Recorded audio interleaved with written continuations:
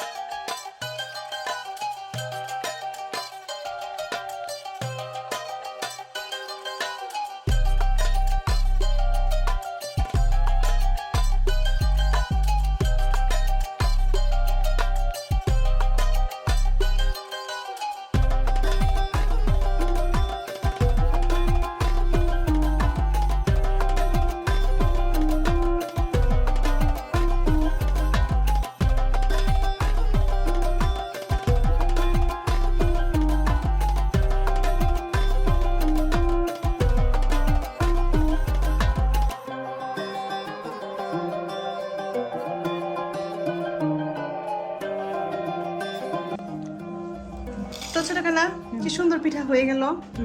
তো দেখি আমাদের গাইজদের দেখান পিঠার ভিতরে একটা কি সুন্দর হয়েছে। একদম কামড়তে দেখাবো না, বাইঙ্গে দেখাবো? ভাইঙ্গেই দেখান। কামড়তে দেখাতে গেলে আবার খেয়ে ফেলেন যদি। আমি তো সবগুলো আমি খাবো। কামড়তে এই যে মসমস, এই যে দেখো, আওয়াজ শোনো। হ্যাঁ, মানে সমচার চেয়েও বেশি মসমস। চালের গুঁড়ির পিঠা তো, এর জন্য এত সুন্দর।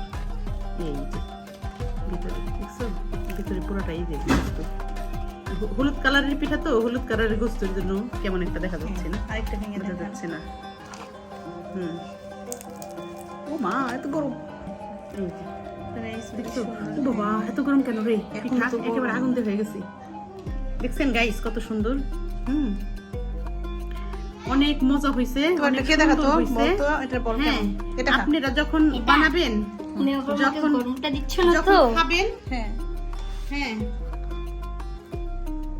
নাও। যখন খাবেন তো এরকম মুসমুস করে ভেজে খাবেন। আমি আবার কিছুটা কি করেছি, দাঁড়াও ওই পিঠাগুলো এনে দেখাই একটু। হ্যাঁ, যে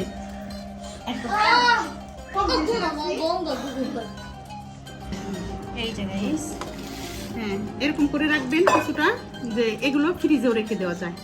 নরমালি বলেন, নরমালি বেশি দিন থাকে না, হয়তো 2-3 দিন থাকবে, তবে ডিপ করে রাখা যায়। আমি তো ডিপ ফ্রিজে বানিয়ে রাখি অনেকগুলো করে, দেখা গেল কোনগুলো করি। তো গাইস, তো আমরা এখানেই শেষ করব আজকে আমাদের ভিডিও।